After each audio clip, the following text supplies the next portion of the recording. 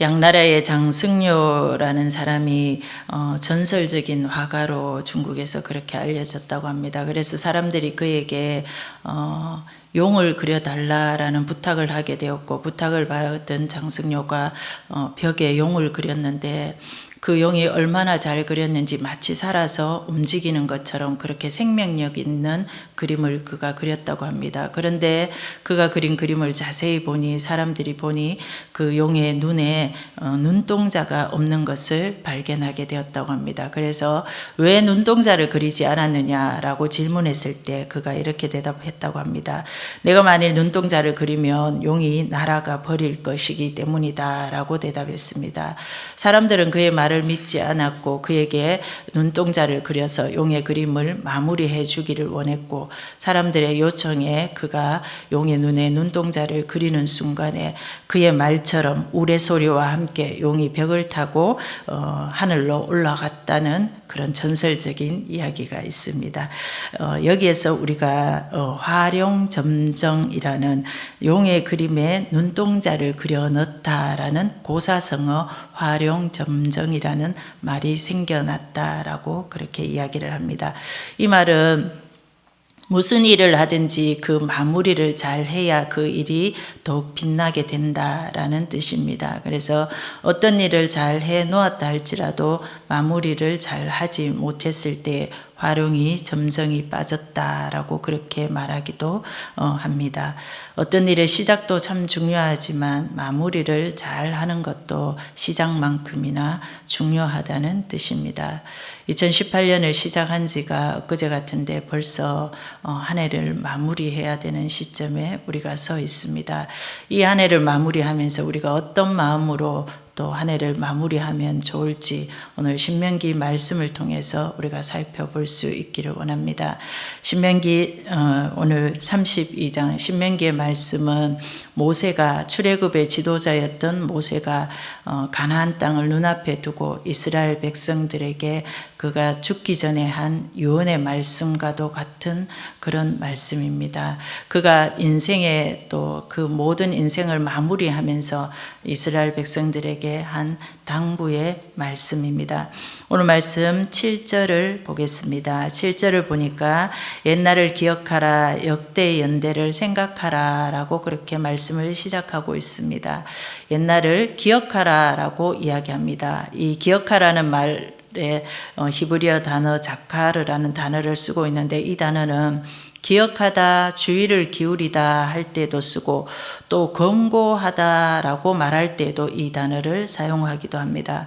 그래서 오늘 모세가 기억하라라고 말을 하고 있는 것은 단순히 과거의 어떤 사실을 기억하고 암기하는 그 정도를 넘어서서 네가 주의를 기울여서 다시 한번 묵상해보고 다시 한번 회상해보고 또 스스로를 권면하여서 또 일깨워보고 그런 적극적이고 능동적인 그런 행위들까지 다 포함하는 그런 의미입니다.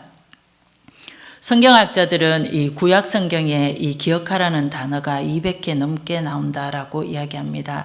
성경에서 많이 언급을 하고 있다는 것은 결국 중요하다라는 의미를 가지고 있습니다. 모세가 오늘 옛날을 기억하라라고 말하고 있는 것은 우리가 반드시 기억해야 하고 또 그렇게 하는 것이 중요하다라는 것을 우리에게 말해주고 있습니다. 오늘 모세의 명령에 따라서 우리가 주의를 기울여서 다시 한번 묵상해보고 또 다시 한번 회상해보고 또 우리 스스로를 권면하고 또 우리 스스로를 일깨우면서 우리가 기억해야 할 것이 무엇인지를 10절 말씀에서 모세가 이렇게 이야기하고 있습니다. 하나님께서 이스라엘 백성을 황무지에서 짐승이 부르짖는 광야에서 만나시고 호위하시고 보호하시며 자기의 눈동자같이 지키셨다라고 그렇게 이야기합니다. 이스라엘 백성을 하나님께서 하나님의 백성으로 선택하여 주셨을 뿐만 아니라 황무지에서 짐승이 부르짖는 광야에서 40년 광야의 생활을 하는 동안 이스라엘 백성을 지키시고 보호하시고 마치 눈동자처럼 지켜주셨다라고 그렇게 이야기합니다. 우리의 눈은 인체에서 가장 또 약한 부위이기도 하고 또 소중한 부위이기도 합니다. 그래서 하나님은 우리의 눈에 30만 개의 회로를 또 1억 개의 신경세포를 이렇게 분포시키셔서 무엇이 우리 눈에 들어오는 순간에 자동적으로 눈이 감기면서 우리 눈을 보호하도록 그렇게 만드셨다는 것입니다. 우리의 인체 중에서 너무 귀중한 부분이기 때문에, 그리고 또 너무 연약한 부분이기 때문에 하나님께서 30만 개의 회로와 1억 개의 신경세포를 이렇게 분포시키셔서 이렇게 아무것도 들어오지 못하도록 지켜주셨듯이 하나님이 이스라엘 백성들을 그렇게 눈동자처럼 지키셨고 또 저와 여러분을 그렇게 눈동자처럼 지켜주셨다라고 이렇게 이야기하고 있습니다. 2018년 한 해를 마무리하면서 얼마나 하나님께 받은 은혜를 기억하고 계십니까? 하나님이 눈동자처럼 지키셨다라고 말씀하고 계시지만 과연 정말 하나님이 내 삶 속에서 이렇게 지키셨는가라는 의문을 던지는 분도 계실 것이라고 생각합니다. 그러나 우리가 좀 더 곰곰이 생각해 보면 우리 중에 누구도 하나님의 은혜 없이 이 자리에 앉아 있다라고 고백할 수 있는 사람은 아무도 없을 것입니다. 왜냐하면은 우리의 심장은 하루에 한 10만 번 정도를 뛴다고 합니다. 그런데 놀랍게도 우리가 아무 일도 하지 않고 잠자는 그때에도, 우리가 아무것도 신경 쓰지 않는 그때에도 혼자서 저절로 그렇게 10만 번을 열심히 뛰면서 우리가 생명을 유지할 수 있도록 그렇게 해준다는 것입니다. 하나님이 이렇게 우리가 의식하지 못하는 순간에도 우리의 심장을 뛰게 하시고, 우리가 아무런 생각 없이 잠자는 순간에도 우리의 호흡을 끊어지지 않게 지켜주셔서 이 1년 한 해를 우리가 하나님의 은혜로 달려올 수 있도록 눈동자처럼 그렇게 우리를 지켜주셨다는 것입니다. 숨을 쉬는 것조차도 우리가 하나님의 은혜 없이는 하루도 살아갈 수 없는 연약한 존재들입니다. 그러나 또 내가 만족하지 못한 상황 가운데 있기 때문에, 내 기도가 여전히 응답되지 못한 상황 가운데 있기 때문에 우리가 자칫 잘못하면 하나님의 은혜를 기억하기보다는 원망과 불평으로 이 한 해를 또 마무리하기 쉽습니다. 그러나 우리가 오늘 모세를 통하여서 이야기하고 있는 처럼 우리가 의식하지 못할 그때에도 하나님은 우리를 눈동자처럼 지켜주셨다는 것을, 하나님의 은혜를 기억할 수 있는 저와 여러분 될 수 있기를 바랍니다. 지금은 돌아가셨지만 미국의 부시 대통령 시절에 장애인 정책 차관보를 지냈고 또 대통령 자문위원을 지냈고 또 유엔의 세계장애위원회 부위원장을 지낸 강영우 박사님께서 쓰신 자서전에는 이렇게 기록을 하고 있습니다. 그분은 일평생 그 맹인으로 앞을 보지 못하는 그런 상황으로 불편하고 힘들고 어려운 삶을 살았음에도 불구하고 그의 자서전에는 하나님께서 나를 눈동자처럼 보호해 주셨다라고 하나님의 은혜를 기억하고 있습니다. 원망하거나 불평할 거리가 얼마나 많았겠습니까? 그런데도 그는 자기의 생을 마무리하면서 하나님의 은혜였다, 나를 하나님이 눈동자처럼 지켜보아여 주셨다라고 하나님을 그렇게 기억하고 있다는 것입니다. 오늘 나를 눈동자처럼 지키고 보호하신 그 은혜를, 그 은혜로 내가 여기에 있을 수 있다는 것을 기억할 수 있기를 바랍니다. 두 번째로 하나님 또 한 해를 마무리하면서 우리가 기억해야 할 말씀이 11절에 나오고 있습니다. 마치 독수리가 자기의 보금자리를 어지럽게 하며 자기의 새끼 위에 너풀거리며 그의 날개를 펴서 새끼를 받으며 그의 날개 위에 그것을 엎는 것 같이 우리를 인도하시고 함께 했다라고 기록하고 있습니다. 이 어지럽게라는 단어에 우리가 주목해야 합니다. 독수리는 아무도 근접하지 못하는 높은 절벽 벼랑 끝에 보금자리를 만든다고 합니다. 그리고 난공불락의 요새 같은 그 보금자리에서 새끼를 키우면서 어느 날 이제 어느 정도 새끼가 자랐다라고 생각이 되는 순간에 이 어미 독수리가 새끼의 보금자리를 어지럽게 한다고 합니다. 모든 깃털을 다 제거해서 더 이상 이 새끼 독수리가 그 보금자리에 안주하지 못하도록 그렇게 만든다고 만든 다음에 절벽 밑으로 새끼를 밀어버린다고 합니다. 새끼가 죽을 것처럼 땅으로 곤두박질 칠 때에 땅에 닿기 직전에 어미 독수리가 내려와서 큰 날개로 새끼를 받아서 다시 공중으로 올라갑니다. 그리고 이제 이 새끼 독수리가 이제는 살았구나라고 안도하는 순간에 다시 한번 공중에서 새끼를 이렇게 떨어뜨린다고 합니다. 이렇게 수없이 목숨을 건 가혹한 훈련을 통하여서 이 하늘을 지배하는 새의 왕 독수리가 이렇게 만들어진다고 합니다.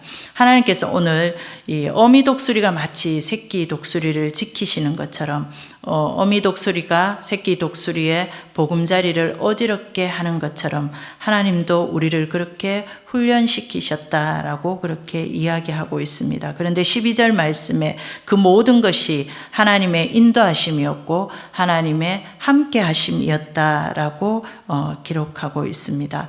이스라엘 백성들을 하나님을 사랑하는 그런 백성들로 만드시기 위하여서 때로는 눈동자같이 지켜주시기도 하시지만 때로는 광야의 시간 속에 정갈을 보내고 불뱀을 보내고 때로는 마실 물이 없어서 고통 가운데 부르짖게 하시면서 그 보금자리를 어지럽게 하셨다라고 이야기합니다. 그런데 그 이유를 이는 다 너를 낮추시며 너를 시험하사 마침내 내게 복을 주려 하심이었다라고 성경은 기록을 하고 있습니다. 불순종하는 이스라엘 백성을 순종의 사람으로 바꾸시기 위하여서 하나님은 이 마치 어미 독수리가 새끼 독수리의 보금자리를 어지럽게 하듯이 그렇게 인도하시고 지키시고 함께 하셨다라고 기록하고 있습니다. 베드로 사도는 베드로전서 1장 7절에서 또 이렇게 이야기합니다. 너의 믿음의 확실함은 불로 연단하여도 없어질 금보다 더 귀하여 예수 그리스도에 나타나실 때에 칭찬과 영광과 존귀를 얻게 할 것이니라 라고 말씀하고 있습니다. 주님 다시 오시는 그날에 우리 모두가 믿음의 장성한 분량의 사람들이 되어서 칭찬과 영광과 존귀를 얻게 하시기 위해서 하나님께서 때때로 우리의 보금자리를 어지럽게 하시고 우리를 때때로 연단시키기도 하신다는 것입니다. 하나님 나라에 합당한 믿음의 사람, 하나님 나라에 합당한 천국 시민으로 또 하나님의 쓰시기에 합당한 그릇으로 만들어 가시기 위해서 하나님이 그렇게 우리를 연단하신다는 것입니다. 오늘 우리는 눈동자처럼 우리를 지키신 하나님, 또 우리 독수리가 새끼를 다루듯이 그렇게 우리를 지키신 하나님의 은혜를 기억할 수 있기를 바랍니다. 물고기의 기억은 3초밖에 되지 않는다고 합니다. 그래서 불과 수초 전에 자기가 물고 혼났던 미끼를 또다시 물어서 낚시에 걸리고 만다고 합니다. 우리가 하나님의 은혜를 기억하지 못할 때는 결국은 우리가 죽음으로 갈 수밖에 없습니다. 우리가 어려움이 오고 슬픔이 올 수밖에 없습니다. 성자 어거스틴은 자신의 책 고백록에서 이렇게 이야기하고 있습니다. 내면에서 하나님을 발견하는 자리는 바로 기억이라는 넓은 궁전입니다 라고 이야기합니다.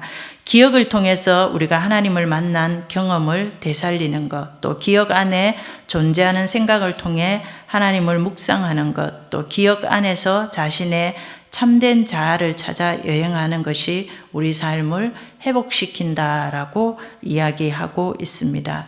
우리가 과거에 우리에게 행하신 하나님의 은혜를 기억할 때에 그 은혜가 내가 보기에는 연단일지라도 또 그렇게 우리의 보금자리가 어지럽게 되는 그런 힘든 상황이라 할지라도 우리가 그 은혜를 기억할 때에 다시 한번 힘과 용기를 가지고 이 힘든 상황의 자리에서 우리가 일어설 수 있게 된다라고 이야기하고 있습니다.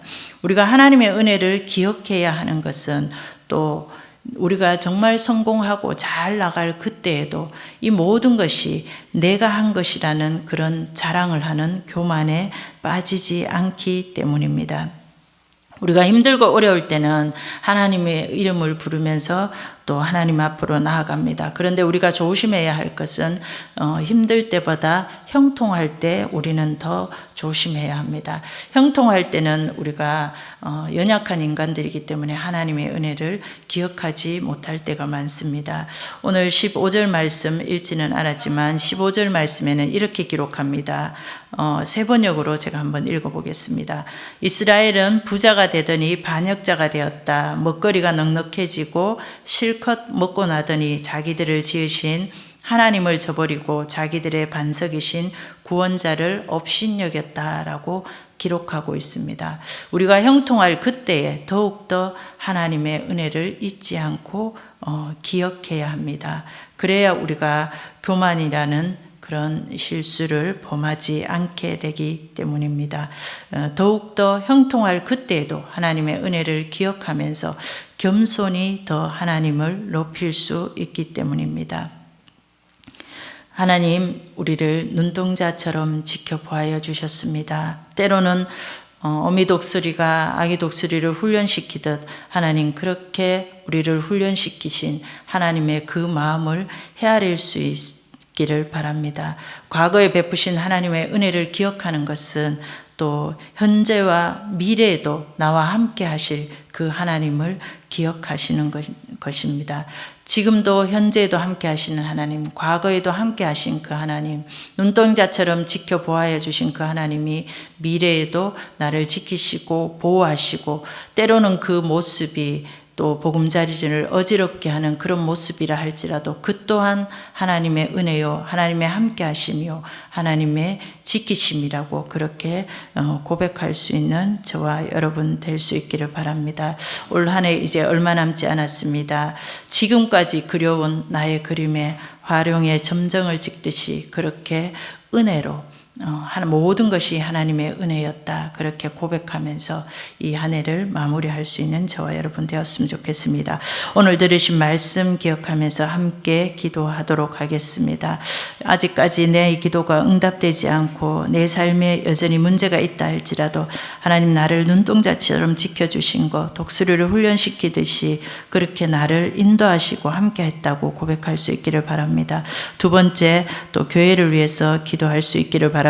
모두나 축제를 통하여서 또 예수 그리스도의 사랑이 많은 이들에게 전파되고 또 그로 인하여서 하나님의 나라가 확장되고 또 우리 교회가 한국교회의 소망이 되는 그런 재단으로 쓰임받을 수 있기를 우리 주여 한번 외치고 다 함께 기도하도록 하겠습니다. 주여! 좋으신 하나님 아버지, 우리가 이 한 해를 마무리하면서 하나님 우리의 삶을 돌아볼 때에 때로는 하나님 우리의 기도가 아직 응답되지 않아서 우리의 마음이 낙심되고 절망될 때도 있습니다. 하나님 그러나 오늘 주신 우리 주님의 말씀 붙들고 다시 한번 하나님 용기 내어 믿음의 자리로 나올 수 있는 우리 모두가 되게 하여 주시옵소서. 하나님 우리를 눈동자처럼 지키셨다고 주의 은혜를 기억할 수 있는 우리가 되게 하여 주시옵소서. 눈동자처럼 나를 지키신 그 하나님이 미래의 나의 삶 속에서도 하나님 여전히 눈동자처럼 우리를 지키실 것을 고백하는 믿음의 사람이 되게 하여 주시옵소서. 하나님 어미 독수리가 새끼 독수리의 자리를 보금자리를 어지럽게 하셨듯이 때로는 우리 삶의 어지러움 때문에 나의 마음이 낙심되고 하나님 나의 마음이 절망되는 그 순간에도 그 또한 하나님의 은혜였음을 기억하는 우리가 되게 하여 주시옵소서. 마침내 존귀와 영광을 받을 그런 믿음의 사람으로 연단시키기 위해서 때로는 하나님께서 우리의 삶의 자리를 어지럽게도 하셨다는 것을 기억하면서 그 또한 하나님의 은혜였음을 고백할 수 있는 성숙한 믿음의 사람이 되게 하여 주시옵소서. 하나님 모두나 축제를 기억하여 주시옵소서. 하나님 이 축제들을 통하여서 믿지 않은 많은 영혼들에게 그리스도의 사랑을 전파할 수 있는 우리 모두가 될 수 있도록 도와주시고 하나님의 나라가 점점 확장되며 하나님 이 또 한소만 교회가 하나님 우리 재단이 하나님 앞에 더욱더 귀하게 쓰임받는 이 민족의 소망이 되는 교회가 되게 하여 주시옵소서. 하나님 마무리를 하는 이 한 해의 마지막 끝자락에 우리가 서 있습니다. 이 한 해 주신 은혜를 기억하면서 하나님 절망하지 않고 낙심하지 아니하고 다시 한번 믿음으로 굳게 서서 모든 것이 주님의 은혜였다고 그렇게 고백하며 이 한 해를 마무리할 수 있는 우리 모두가 되게 하여 주시옵소서. 하나님 아버지 감사합니다. 오늘도 주신 귀한 말씀 기억하면서 눈동자처럼 나를 지키셨던 그 하나님이 앞으로의 나의 삶 속에서도 그렇게 지키실 것을 굳게 믿게 하시고, 또한 우리의 삶의 자리가 때로는 어지럽게 느껴진다 할지라도, 때로는 불평과 하나님의 원망의 자리에 있다 할지라도 그 또한 하나님의 은혜임을 고백할 수 있는 성숙한 우리 모두가 되게 하여 주시옵소서. 이 모든 말씀 우리를 죄에서 구원하신 예수님의 이름으로 기도드립니다. 아멘.